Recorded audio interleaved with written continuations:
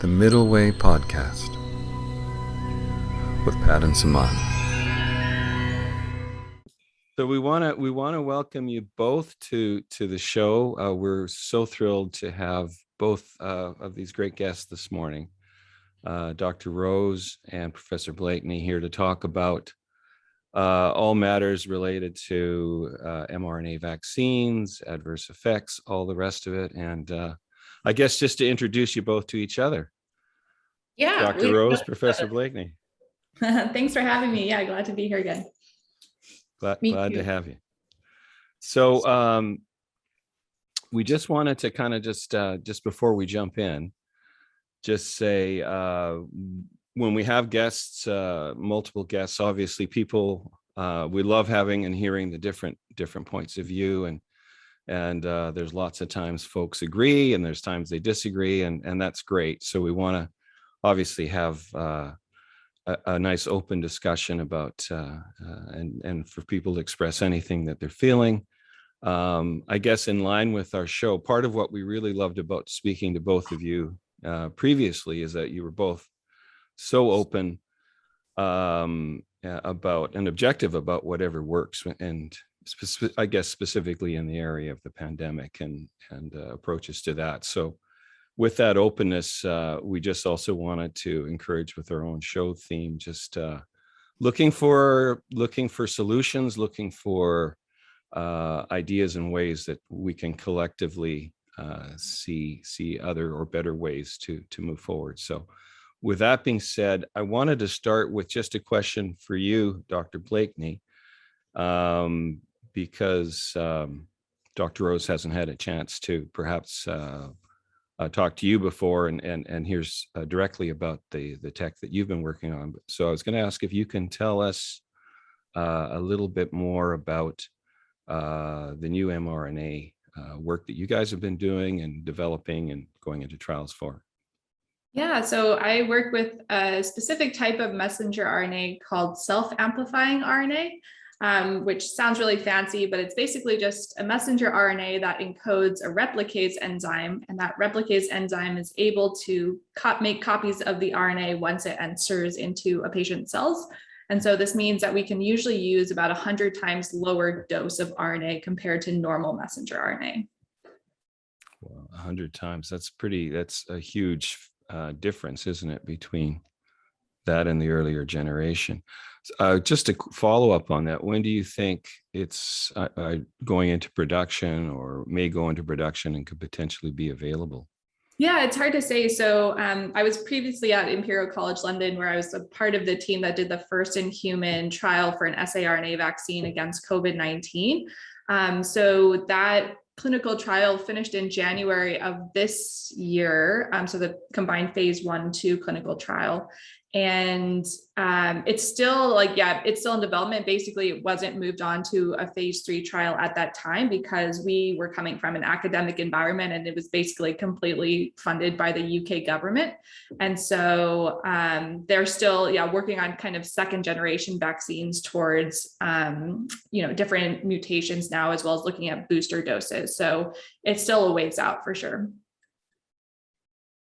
Interesting. And just out of curiosity, as you were saying, there's such a lower volume of the actual mRNA used, as you're significantly lower than the earlier generation. So was there any role that adverse effect reporting played in that, in that design or in the focus of that design?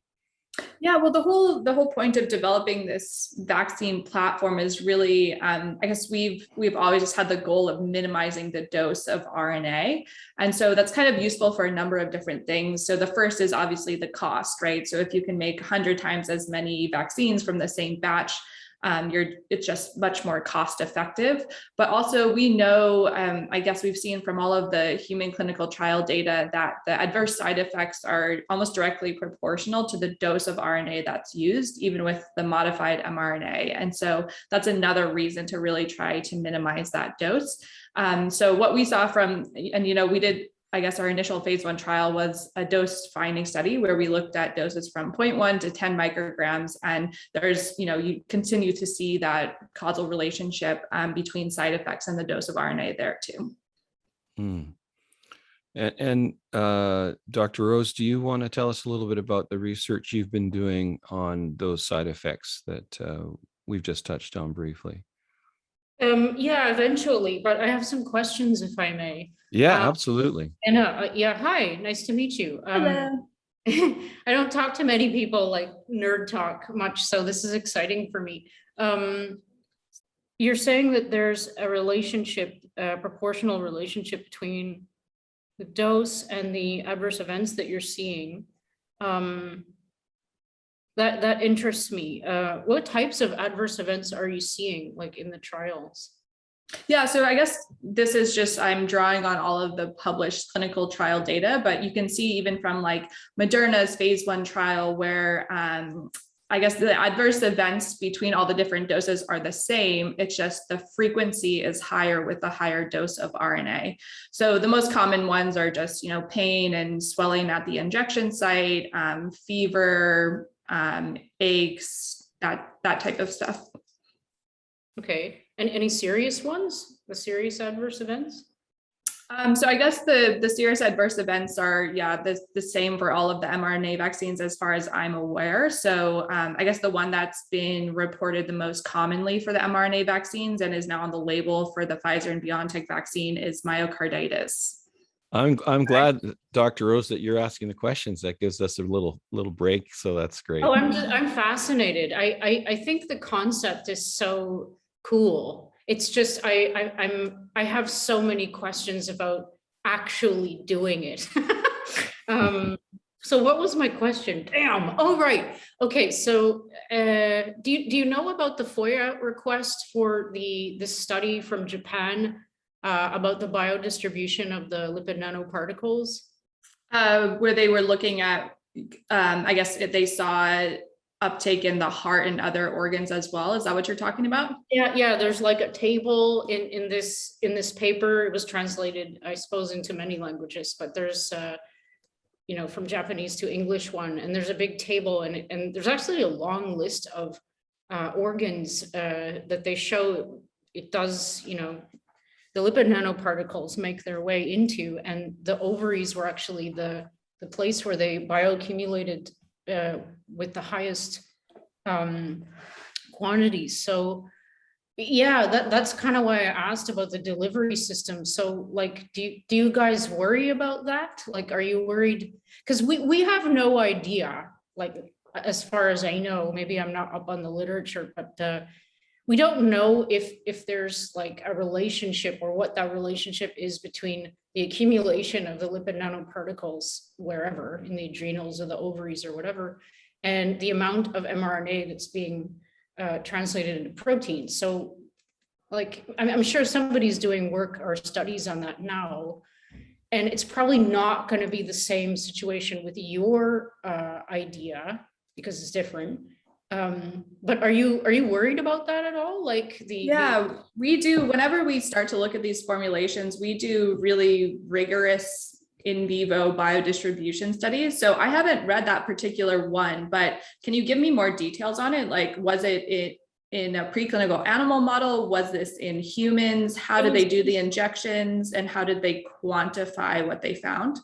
Wow, I can't give you all of that, but I know it was in rats. Okay, yeah, because I think kind of understanding all of those components are really important. I guess we've done a number of biodistribution studies. I've never seen accumulation in the ovary specifically. We usually see, I guess most of the expression is in the muscle and the lymph node. Right, yeah, that's what made it kind of scary. So yeah, it's something that a lot of people are concerned about, and I have a lot of questions about it just because I don't know what's going on. Nobody does. Because okay, I'll introduce myself. I suppose that's the best place to start. I have a few degrees, but whatever. My claim to fame here in this subject matter is analysis of adverse event data. So I got into this by accident. I had some time to kill after my last postdoc, so I decided to learn how to use R. My partner was always nagging me about yelling at my computer at how shitty Excel was. So I was like, use R. So I needed a data set to go along to teach myself how to use this this R thing. So I chose VAERS, which is, you know, the vaccine adverse event reporting system from the States, because I kind of thought there was going to be some interesting data there accumulating, and I wasn't wrong.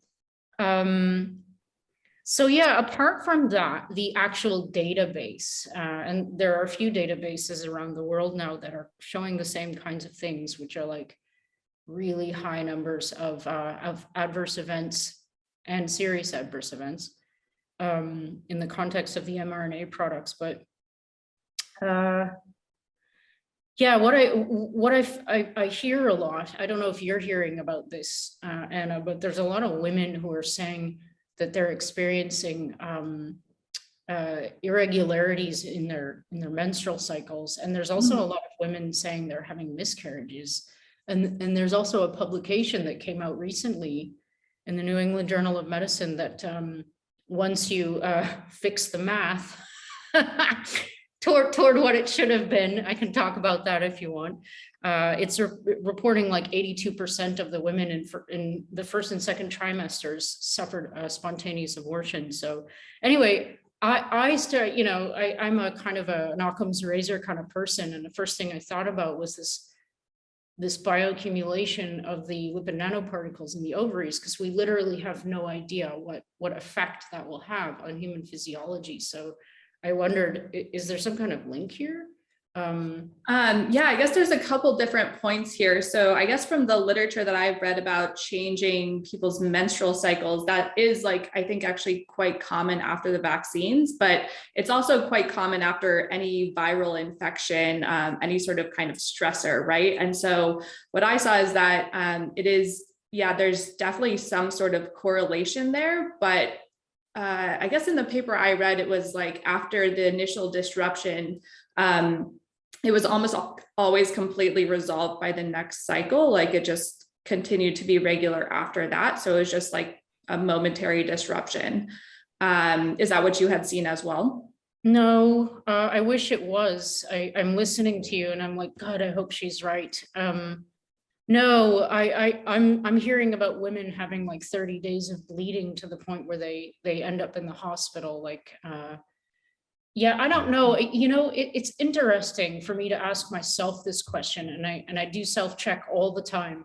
I think that's important, because my life now is like adverse event data. I'm very like here, but I also have like I don't have any goal other than like finding out the real, you know, truth, situation, whatever. So I don't know if it's because you know,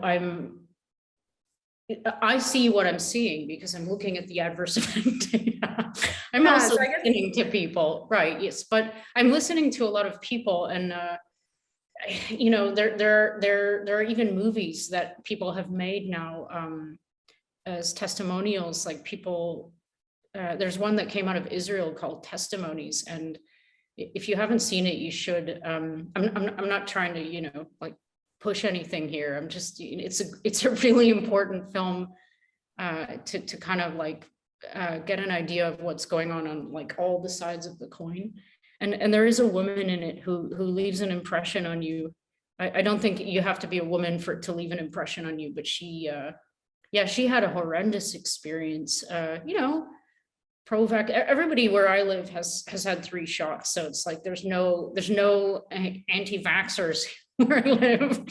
And, you know, she'd had babies before. And so her story is one where she tells she lost her child. And anyway, I can send you that. I just want to just jump in for 2 seconds. Just Dr. Blatney, Dr. Rose is in Israel. So when she was saying where she lives, just so.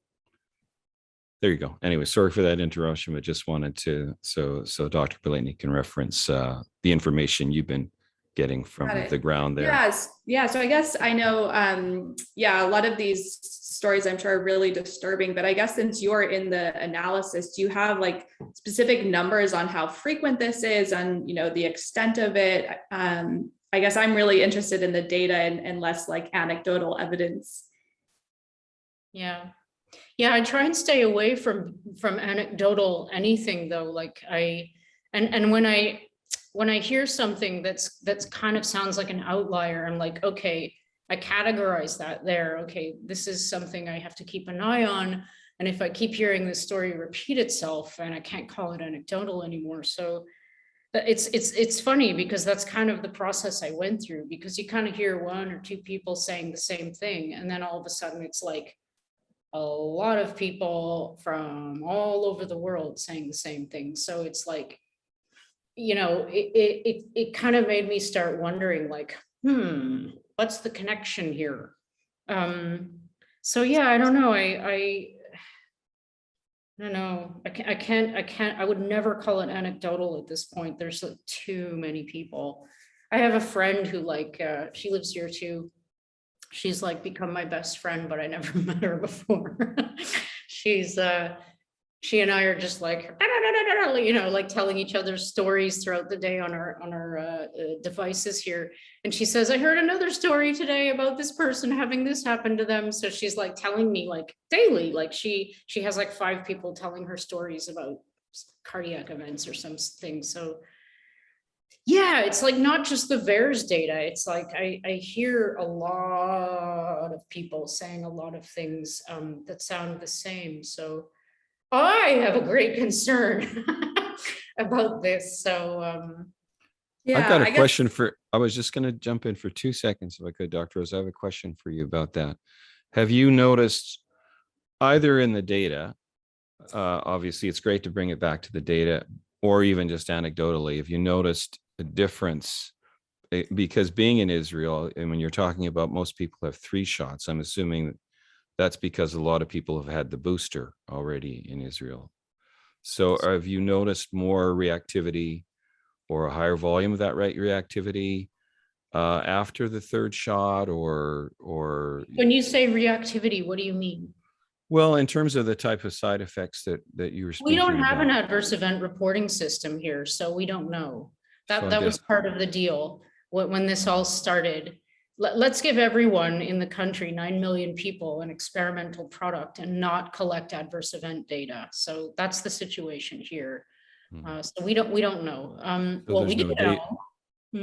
There's no data really on no adverse event data. No, they do collect statistics on hospitalizations due to COVID, and you know, now they're starting to say to classify people as vaccinated or unvaccinated, and now they've reclassified what vaccinated means.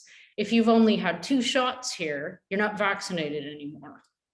So you can't get your green passport renewed.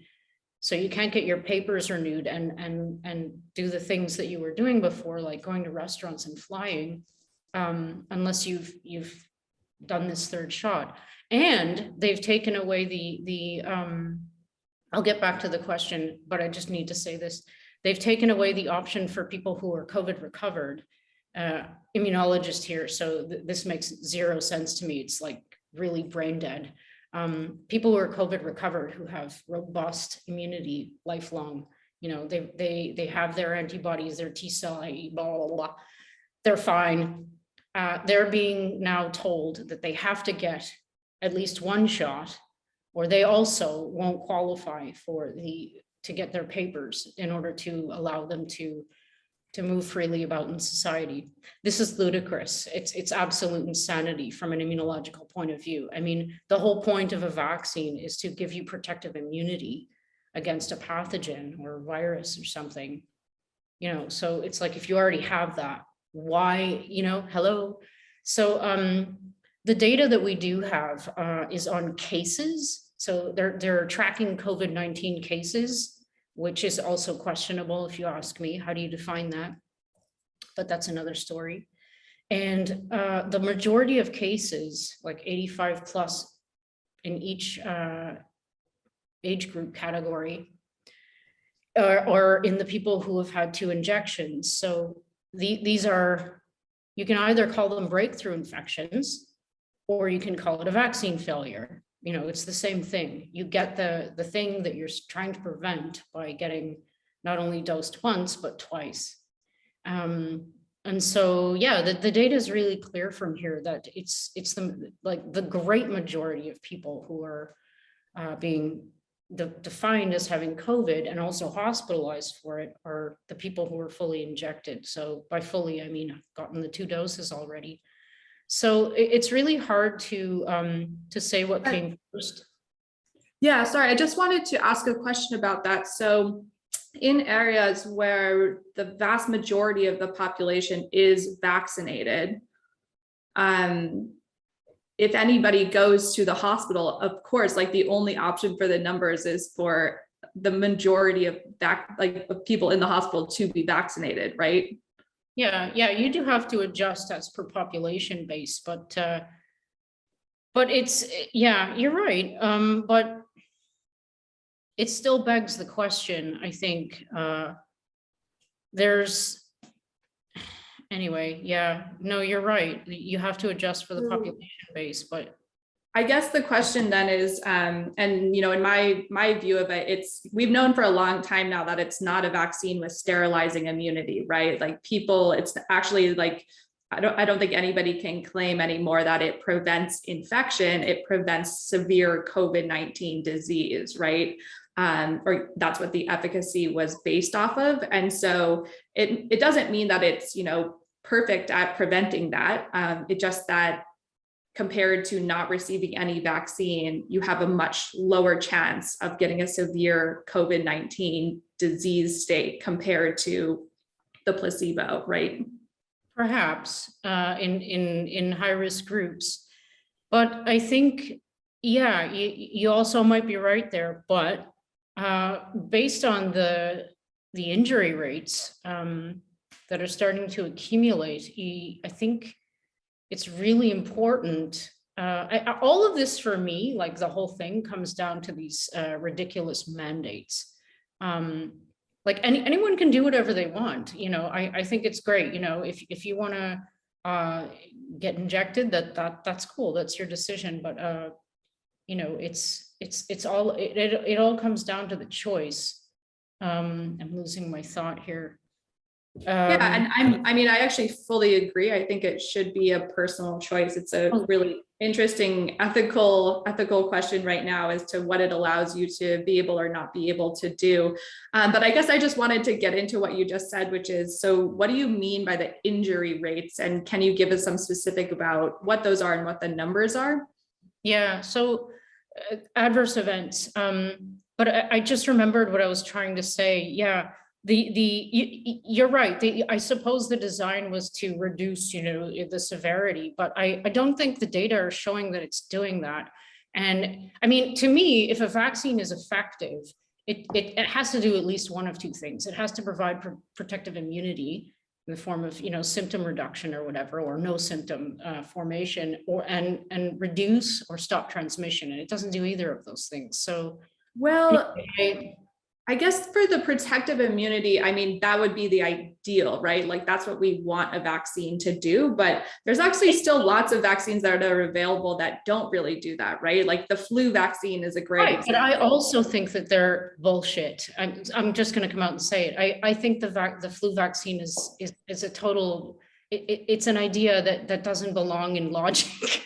It's like the flu is seasonal, it comes around every year. You know, if your immune system is functioning and you're not in a high risk group, your vitamin D levels are okay, then you're not going to have a problem with the flu anyway. So why would you take a vaccine? And I know, you know, it's supposed to reduce the symptoms, and okay, people can choose to do it if they want, but like that's what it always boils down to. It's like, I can think whatever I want about this. I think they're stupid, but a lot of people don't, and that's cool. That's their prerogative. But it's like I don't want to be told that I have to do something where I won't be able to eat anymore. That's not cool. So yeah, that's what I'm facing right now. I actually had my first experience with being denied medical care, which seems really ironic if you think about it, considering this whole thing is supposed to be about protecting humans, right? What happened in that experience you were just referring to with the I don't want to medical go care? into detail. It's just it's actually I'm just trying to sample the environment now, because the best way to learn about what's going on, I think, is to just jump in and find out for yourself. So I made a few calls around to like a number of places of different types, just to see what they're saying, just to see what they're asking, just to put my toes in the water. And yeah, it was shocking. I mean, there were, just to give you an example, and then I'll move on to the adverse events. I was asked immediately by one of the secretary, I don't know what to call them, the person who answers the phone for the clinic, what my vaccine status was. And I just said, I beg your pardon. And I don't know if anyone understands how shocking it is for somebody to ask you that over the telephone, because to me, that's personal medical data. And you don't reveal, it's like giving someone your passport number. It's like, I don't do that shit. That's between, and any medical data that I have, which I don't have at the moment, thank God, is between my doctor and me. If you go every year to get your blood checked for like your cholesterol and all these things to be like the right level, you don't have to tell people that stuff. And I know that this is a different thing, but is it? So I found it horribly violating that somebody who was just like, who has no right to know any status of mine is asking me just without even thinking about it. And then when I raised the issue, she was like, she had no idea what I was talking about. None. She had no idea why it was a violation of privacy, of patient doctor confidentiality. So anyway. So those goalposts have moved. Oh yeah, they move. Privacy. They're moving like really fast, like faster than anyone I think can keep up with them. Yeah. I actually have a question for Dr. Blakeney here. Dr. Blakeney, when we are talking about the adverse effects that we're seeing, the numbers and VAERS and things like that, I just wanted to ask, as a person who is involved in the research for new vaccines, how do those numbers about adverse reactions in previous iterations of these vaccines affect the work that you do when you're working on a new vaccine?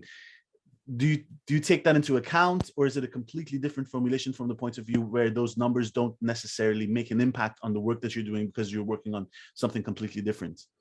Mm-hmm. No, I think we definitely take them into account. It's kind of just in the way that you do it, right? So I guess whenever we're developing a new vaccine, one of the, I guess like the ultimate endeavor is really the safety profile. Like, it has to be efficacious, but the first thing you always test is safety, right? Like, the whole phase 1 clinical trial is specifically designated towards that. So I would say, like, in the bigger context of vaccine design and testing, the goal is always to make it better, right? Like, we're not trying to make something that has a similar safety profile. We're trying to make something that has a better safety profile. And so that's definitely taken into the context of how we actually engineer these formulations. I was curious too that in the UK, it seems like the infection rate started dropping a month or two ago, and they had started with the vaccine passport, and then I think that was stopped because that infection rate went down. So do either of you have an idea of why that was happening? I guess that was mainly the AstraZeneca vaccine in the UK, but I'm just curious on your perspective of why they seem to have done better. At least they were doing better than North America. I think they had, I guess it's all like in time. So it's, I guess, about like the timing of it and the uptake of it. So in the earlier part of the year, the UK had like the most vaccines available compared to like anyone, I guess, except for like Israel and the States, I would say. So they had a lot of distribution really early on and really good uptake as well. And so I think that's a large part of why they've seen a decrease in their number of cases. But yeah, as far as like the vaccine passport, I guess I have less insight into the policy attribute of that. Yeah, it's different here in Canada for sure. Yeah. What is it like there now? Where are you actually? Are you in BC? Yeah, so I'm in Vancouver at University of British Columbia. So yeah, we have here, we don't have mandated vaccines from the university, but we do have to declare our vaccination status, which is through like an anonymous system. So it doesn't it's not accessible to people within the administration, basically. So I can't go look and see if my students or staff are vaccinated, but you do have to declare it because they want to know what percentage of people is vaccinated. Either way, vaccination uptake rates are really high here. It's like 85% in all of Canada. And now we have more mandates. So we still have a mask mandate indoors. So like when I teach or when I'm not in my office alone, you have to wear a mask for everything you do inside. And to get into a lot of public places like restaurants and workout facilities and things like that, you have to show proof of your vaccination status. Do either of you feel that like the whole policy of passports is the way to go for encouraging people for a health measure? Yeah. No, N-O, big N-O. Absolutely. That's what I think, Anna. I guess, I think, yeah, it's a really tough one. Like if you consider previously what we had vaccine mandates for, it was, I guess the ones that I've known is like going to school. Actually, like I was required, so I grew up in the States, but to attend school, you had to have certain vaccinations. To attend university, you had to have certain vaccinations. And then the only other time I've had a vaccine mandate was I did part of my PhD in South Africa. And so to travel to many parts of Africa, you have to get a yellow fever vaccine. Right.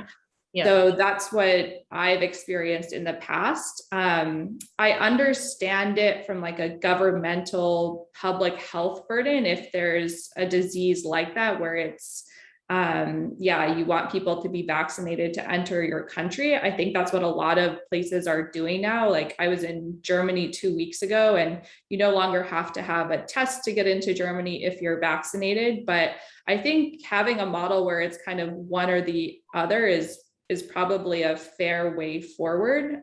So in Canada, it's a little bit more intense. Even if you're fully vaccinated, you have to get a PCR test 72 hours before, and you may also be tested at the border. And if you're not vaccinated, you have to quarantine for 2 weeks. So I had to do that when I first came here because vaccines weren't, when I arrived in January, because vaccines weren't available yet. And it's like really terrible to have to quarantine for 2 weeks. So I think it's very unmotivating for people to do that. I was curious about that because it seems, this is something we've talked a little bit about, Simone and I, and also on the show, that there are, as you're saying, Dr. Blakeney, there's 85% or so of the population that's been vaccinated, but the people that aren't vaccinated. So the question I had is just, is that the way to try to encourage them? Because I'm really excited by the technology you've been talking about with the new mRNAs. I'm very interested in the Novavax vaccine. I'm very interested in ivermectin. I think there's some great tools, as both of you have spoken about. There's these great tools out there that could be used in the toolbox. And so my question is, shouldn't we maybe just be, as you were saying, Dr. Blakeney, giving people the option? Do you want to take the new mRNA as it comes out? Do you want to take Novavax when it comes out? Do you want to use ivermectin? Why don't we have a choice? Isn't that a better way to give people a choice in their personal health decisions? Yeah, it's kind of interesting. In a way, you kind of do have a choice, right? Because you have the choice to wait to get those and then enter restaurants, et cetera, whatnot, right? So it's not like the States, I guess we're not like the States where employers actually have vaccine mandates, like people will lose their job if they're not vaccinated, right?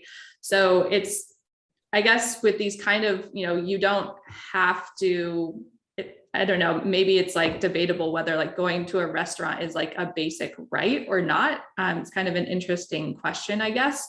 But I think you do have the option to wait, like definitely, at least in Canada, you just might not have the same privileges as everybody else that's been vaccinated.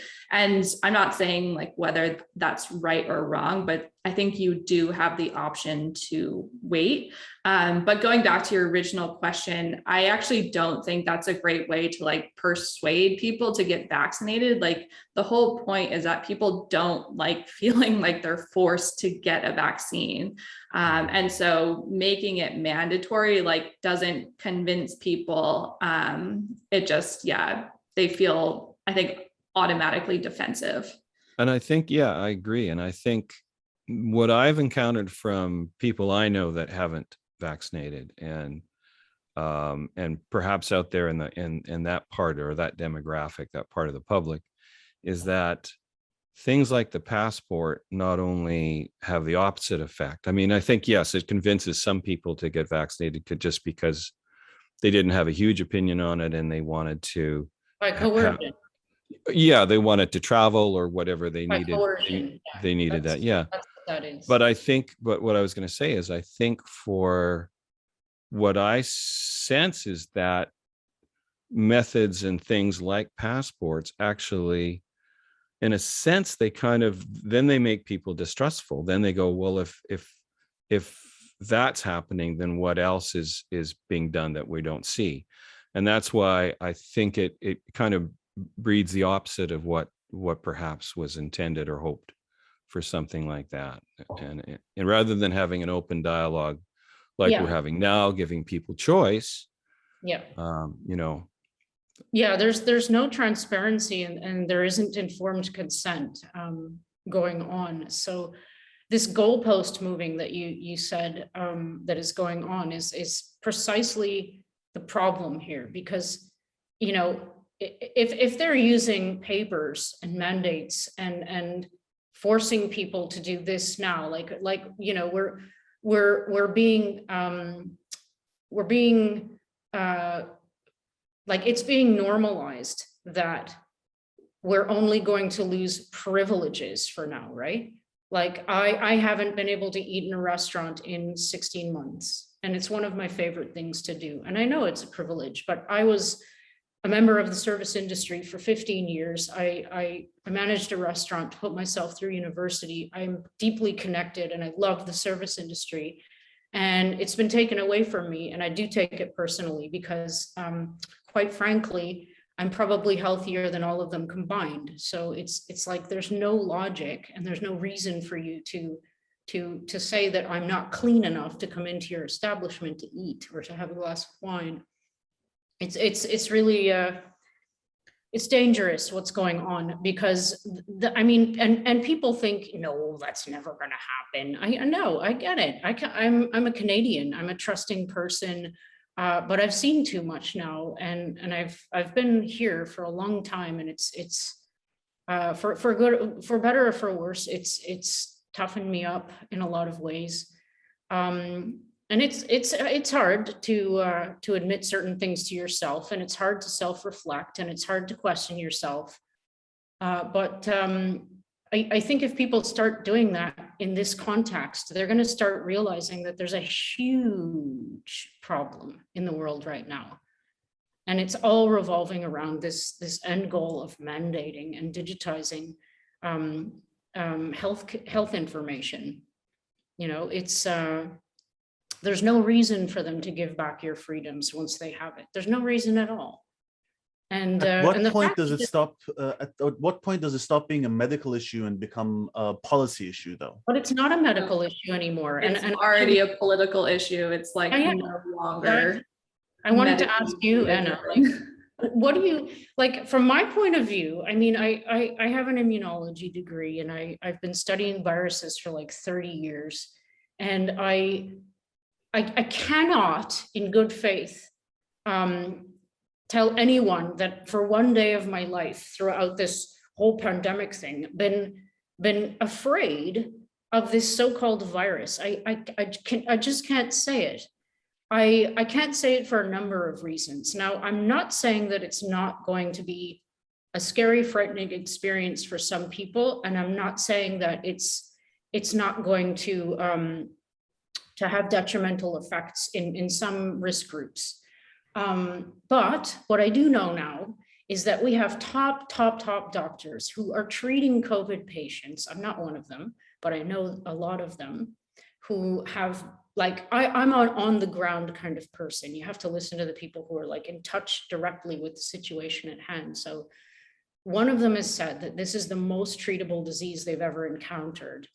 And so we have many treatment options now for the people who are at risk of suffering severe symptoms of COVID. And they're claiming that if you use early treatment options, combined with, keeping your vitamin D levels and zinc up, What early treatment options are they talking about? Ivermectin, hydroxychloroquine combined with zinc. You don't even need to end up in the ICU. 0 cases of ICU people in Pierre Corey's case, I believe. And so is that a treatment approach too that we're seeing more in Asia, for instance? I've heard something about that ivermectin, for instance, is more widely used there, where perhaps the availability of the vaccines isn't as I don't know, I'm not up to date, but like there are a lot of studies now. There's a beautiful screenshot I saw yesterday of the number of studies, the number of countries. The data is in on ivermectin, and for some reason I still haven't located the mechanism of action. It's very effective in this context. So that's a really interesting thing for everyone to look at next, if we can stop being buggered by this COVID stuff. Jessica, when you say that the data is in, like, what studies are you specifically referencing? I'm going to send you the list of studies that I'm talking about yesterday. Or I'm sorry, I saw this this summary yesterday. So I don't know them off the top of my head, but there are thousands of them now, and they're all around the world. Right. I guess I'm interested in, like, are they like randomized controlled trials? Yeah, they're like actual studies, like the kind that even Fauci would be proud of. Yeah, they're real. The Pierre Corey is one of the guys who's kind of been at the forefront of the development of a protocol, and Peter McCullough, he's a cardiologist, and and many others. I'm really sorry, guys, I'm not getting everyone's name in, and I have a terrible memory, but there is an early treatment protocol. There are many actually that have been distributed widely across the world and are effective. So yeah, I can get that to you. But the point is, there are treatments. This doesn't affect kids. It's not deadly in like anyone under 50. It's just it's a bad flu, and we all get the flu every year. Anyway, my point is, it was scary right away. Like when we found out about this, everybody learned what a zoonotic pathogen was, but it wasn't scary for very long. It might have been scary for a week or two. And then we started seeing, I started seeing a lot of strange patterns that really had nothing to do with a deadly zoonotic pathogen, and a lot to do with politicians. So I don't think that this is about health anything anymore. And I think it's so obvious. You just have to listen to what people are saying. They're not talking about that anymore. They're talking about, the only thing they're talking about are the injections and the mandates and segregation of people. I just watched this Jacinda nightmare who runs New Zealand, mocking a journalist who asked a really sensible question about dividing people who are, vaccinated and not vaccinated. And it was funny, like her body language, first of all, was so disrespectful.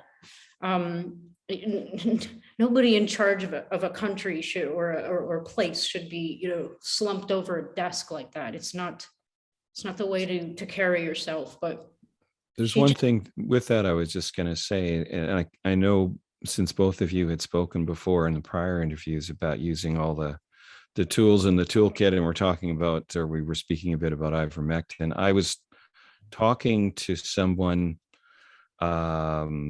just a couple days ago, and he was, I guess, a roommate of his is a doctor that was practicing in Alberta, and he had used ivermectin for a patient and successfully who had COVID. And then he was, what I heard anyway, was that the doctor was then, I guess, censured by the hospital or told not to do that anymore. So he left that hospital and went to another hospital in Alberta where they were okay with it. So it was interesting because I just thought there seems to be something, some hospitals or some areas perhaps are saying, yeah, you can't do that. But then this doctor found a hospital that said, no, that's all right, you can.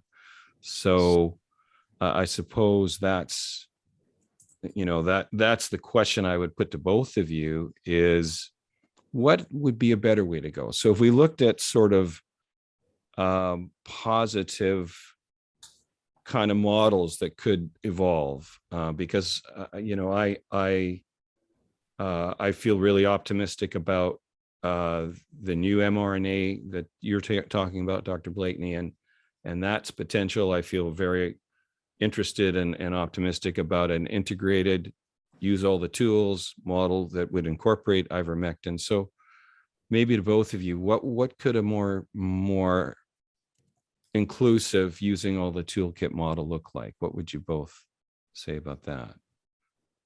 Well, I personally would, I'm trying to bring up this thing so I can show you these studies, but anyway, forget about it. Well, we'll give you, actually, that's great. If you two want to share those studies, we'll put you both in touch so that you can, send that information back and forth.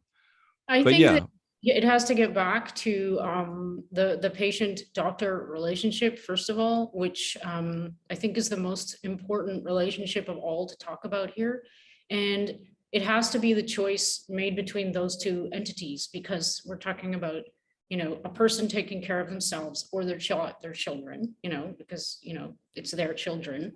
And just having these physicians up to date is very important. So they need to know, you know, about other alternative, well, I don't want to call them alternative, other treatment options, or the fact that there are treatment options that are effective. So this censorship bullshit needs to stop, because if you're serious about helping people and you're talking about health, you have to let people do it in the way that they see is the best option for the patient. And a doctor can't give good information unless they're up to date on treatment options. The fact that this injection thing is being promoted as the only way is absurd. It doesn't make any sense. It's absolutely not the only way. First of all, a huge percentage of the human population probably already has natural immunity, and they're not even testing for this. I made a video about this like a year and a half ago. The very first thing that should have been done is the antibody world should have gone like crazy, and they should have developed a really good test to detect, like a serological test, to detect whether or not you are, you know, post-COVID infection, and therefore have lifelong immunity and won't pass it on to other people.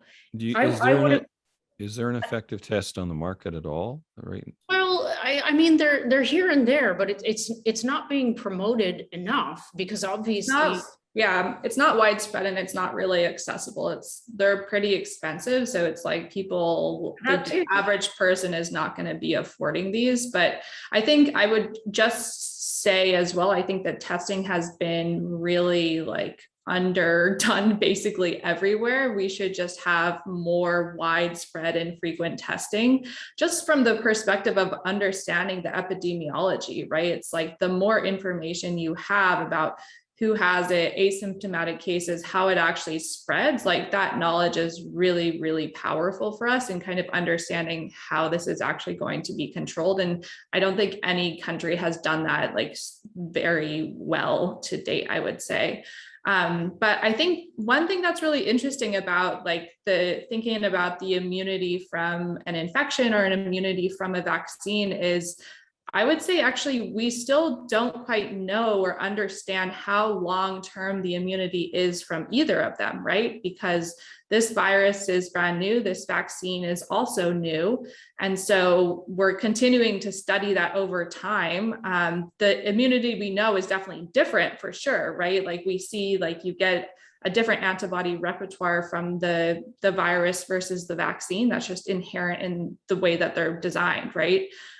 So I think it's really important to just kind of understand what we're working with. And I agree, like we should have an open mind about what immunity is the best, or what is useful, how many people have been exposed in the population, and just get a better sense of that, which I don't think we really have yet. Yeah, I agree. And I think the reason we don't have that yet is intentional. The resources and the energy and the money being poured into, like it should have been poured into what you're talking about right now. And what I said about the antibody tests is being poured into all this other bullshit.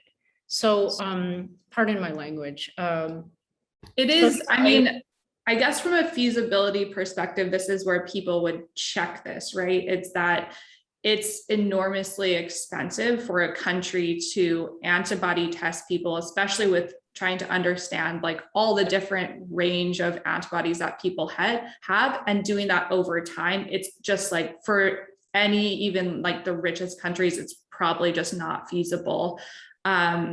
So, that's just something to keep in mind.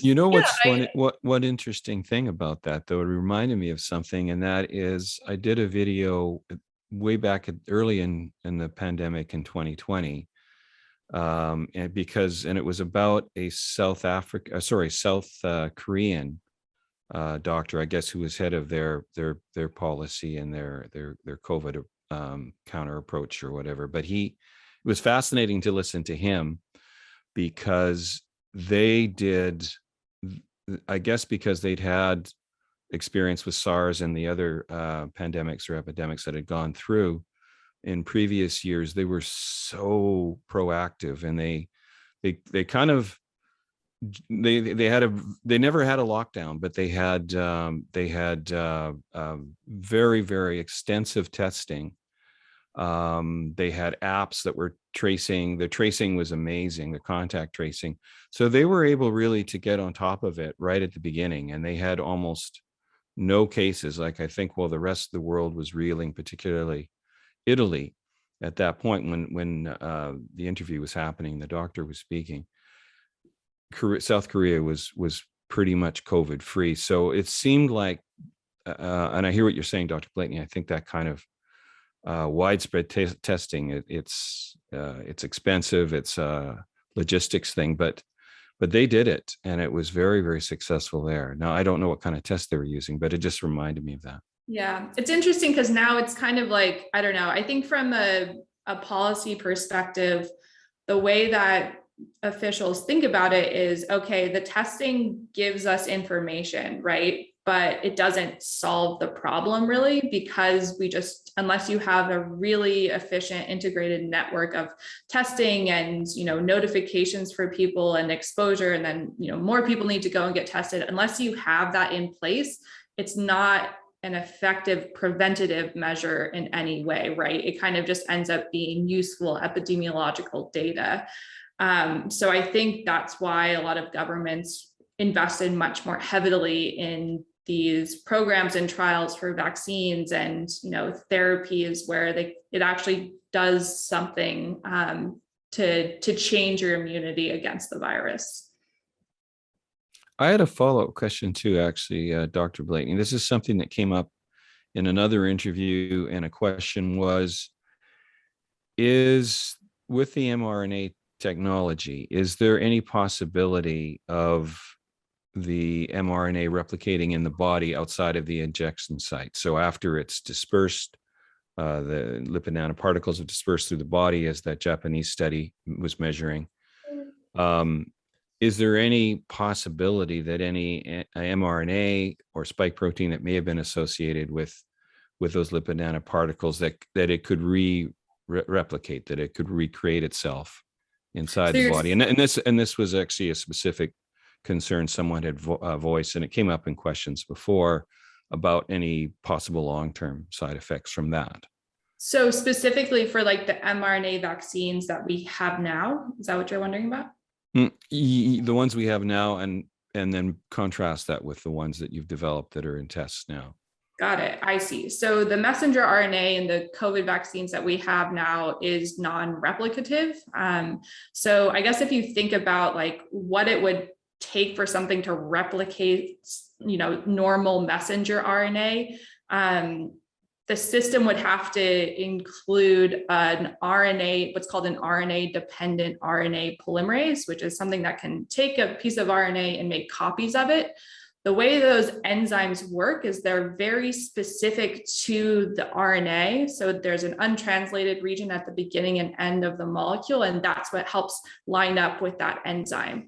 So the mRNA that we have in the COVID vaccines is just not going to be recognized by those enzymes. And so I guess, we're not aware of any immunological mechanism in your body to date about how this could be replicated. So I guess from what I've seen, the studies I've seen, the mRNA is present in your cells for 3 to 5 days. And depends definitely on the route of administration. So if you do it for IV, it's usually much shorter. If you do it subcutaneously, it's usually much longer. But for an intramuscular injection, it's 3 to 5 days. For the self-amplifying RNA, it's kind of different, right? Because it is replicating, it is meant to replicate. And so again, it's very specific to just the RNA that you put in. Like it has to line up with those UTRs. So it won't replicate just any other messenger RNA that's in your cells. Does that answer your question? Yeah, I'm just trying to see how we can if we can find put it in layman's language for folks like me. So it's kind of like, I guess I would think about it as puzzle pieces. So the mRNA, like it has kind of like a puzzle piece at the beginning and end of the molecule. And unless a protein, an enzyme comes up and it lines up perfectly with that puzzle piece, it's not going to interact. Like there's an actual like 3D structure to it that it has to align with. It's like, you can think about a lock and key or puzzle pieces. It has to fit together correctly. And if it doesn't, then it's not going to be replicated. Interesting. Yeah, because I think there's been some discussion. I think we talked about it a little bit in the last interview, that part of the adverse side effects could be an inflammation reaction to those lipid nanoparticles, maybe some trace elements of the spike protein. When it gets into some of those organs, the Japanese study found that perhaps it's reacting and there's an inflammation reaction. And that's if that happens to somebody, whether it's the myocarditis or something initially, that's an initial reaction. But we just sort of wanted to explore, is there a long-term question about that replication of mRNA afterwards? So if I understand what you're saying correctly, that's probably not possible, just because that in those puzzle pieces, it's almost statistically improbable or impossible that it's going to line up and it could replicate after. So that a long-term consideration or concern about that shouldn't be a problem as far as the science. Yeah, science-wise, I can't see any reason why that would be of concern. Also, just FYI, I do have to run to another meeting. So I guess if there's any kind of last things that we need to wrap up with, that'd be great. I would just say first, thank you so much for joining us. But I really want to thank you both, and just want to say it feels like we've just kind of dipped our toes in the water. So it'd be lovely to actually continue the conversation Thanks so much. It was nice to meet you. Nice to see you guys again. Yeah, great to see you too. Thank you, you. Dr. Blakeney. Bye. Bye-bye. The Middle Way Podcast with Pat and Saman.